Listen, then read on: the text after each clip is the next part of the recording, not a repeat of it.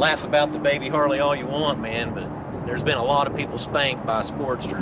Harley doesn't always make changes to make things different. They make them to make them better. Sad to say, the last Evo air-cooled Sportster rolled off the showroom floor in 2022. Hello out there in TV land. You talking about this little cowlick I got right here. Well, his whole front piece slide to the side over here. This is the before, we'll see the after. See if he do a good job. Looks real good. So Yogi, you got anything to say for yourself? Keep riding. All right guys, it is a beautiful day today. I'm here in Knoxville, Tennessee. And guys, you saw the thumbnail. Yes, that's correct. I'm gonna give you the reasons why you should buy a Sportster. Sportster has been in the news a lot lately because, sad to say, the last Evo air-cooled Sportster rolled off the showroom floor in 2022. They replaced it with the new Sportster. We're gonna get deep into this video, and I also have some help with me, and he's gonna tell you some of the top reasons of why you should buy a Sportster.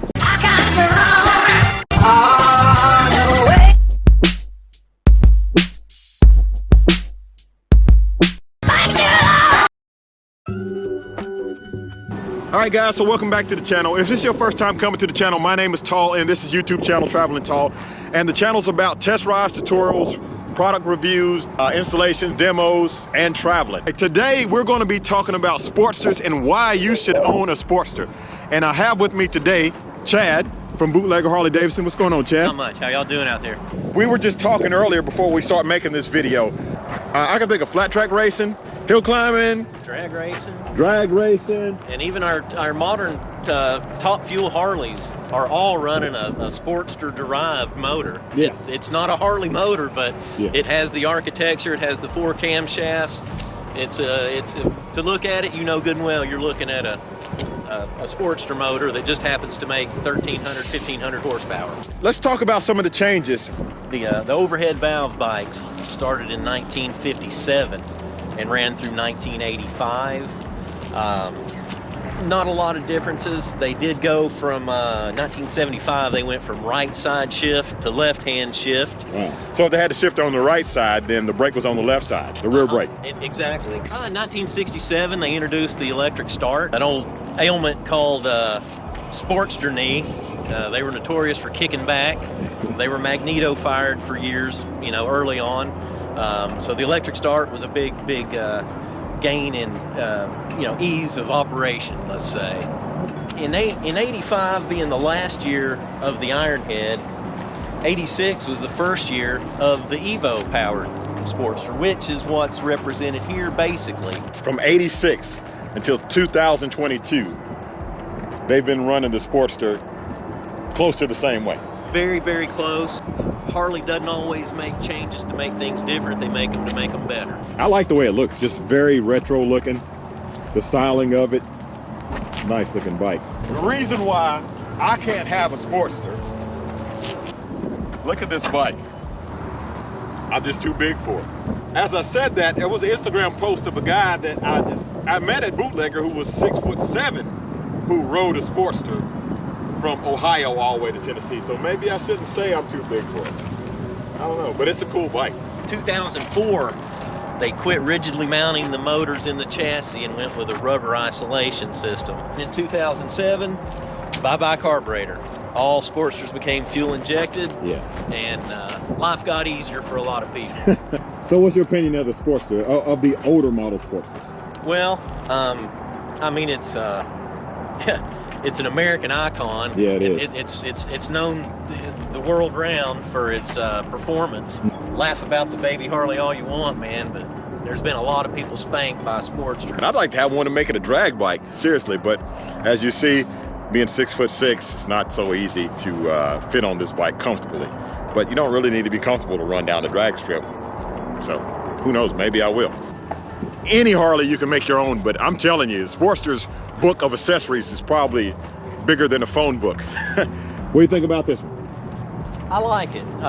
Yeah, as time goes on, we have to grow as humans, and our equipment has to grow as well. So what we got here, completely new Revolution Max 975C engine, liquid cooled, variable cam timing, 6-speed gearbox.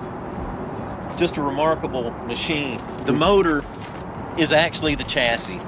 It's a true stressed member. Everything, this front subframe bolts to the front head. It bolts to both heads there. The rear subframe bolts to the motor. The swing arm pivot here is actually cast integrally into the case halves of the engine. So the engine is the chassis on the new Nightster. From a rigidity standpoint, it's far superior to a perimeter cradle type frame. And lighter, saves weight. Yeah, and as far as performance off the showroom floor right out of the box, the new Revolution Max is it's a snappy machine. Yes, it is. It's very It really impressive. I like the gas cap on top of those. Is that it? Where's the gas cap? There's Now the that's fuel where- cap. Yeah. Okay. How many gallons is the tank? It's 3 gallons on the Nightster. From a fuel efficiency standpoint, this is a far superior engine. Of course, it makes power differently, but Yeah, you have modes. you do. You've got ride modes to suit the riding conditions and the rider's ability. You know, guys, you know what I noticed on this? On the new Sportster, right here, you have the signals all on one side. But what I really noticed, check this out. You see the belt here on the right side?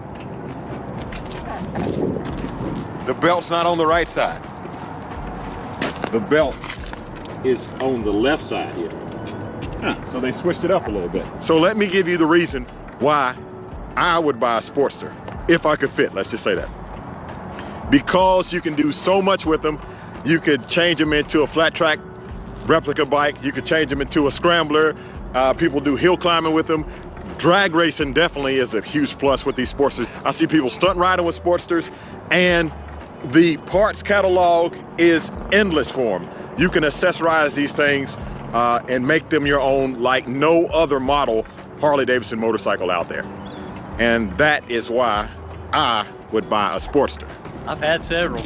Oh, okay. So you really did buy one, yeah. Yeah, just the compact nature of the bike, you know, and the power right out of the box is impressive. With a little tuning, a few small, inexpensive accessories, you've got a powerhouse machine. Terribly impressive. Regardless of what circles you're riding in, you're gonna make some heads turn. I love when people underestimate Sportsters and they have that look on their face after they get roasted by a Sportster at the red light. Yeah, cause again, guys, I know some Sportsters that's making well over 100 horsepower. Chad, thank you, man. Thank you, Tom. They can come down here and see you, Bootlegger Harley-Davidson. Bootlegger Harley-Davidson. And you got some Sportsters for sale. I do indeed. All right, guys, I want to thank everybody for watching. If you like this video, give it a thumbs up. If you'd like to see more like it, please subscribe. Don't forget now, I'm going to be making that video of why you should buy a Street Glide. I made the video why you should buy a Road Glide, but I'm going to make the video of why you should buy a Street Glide. If you'd like to see a video of why you should buy a Tri-Glide, I'll make one of those too. So comment below. All right, guys, I want to thank you for watching. Again, don't forget to like, share, and subscribe. Keep gliding. And as always, have a blessed day.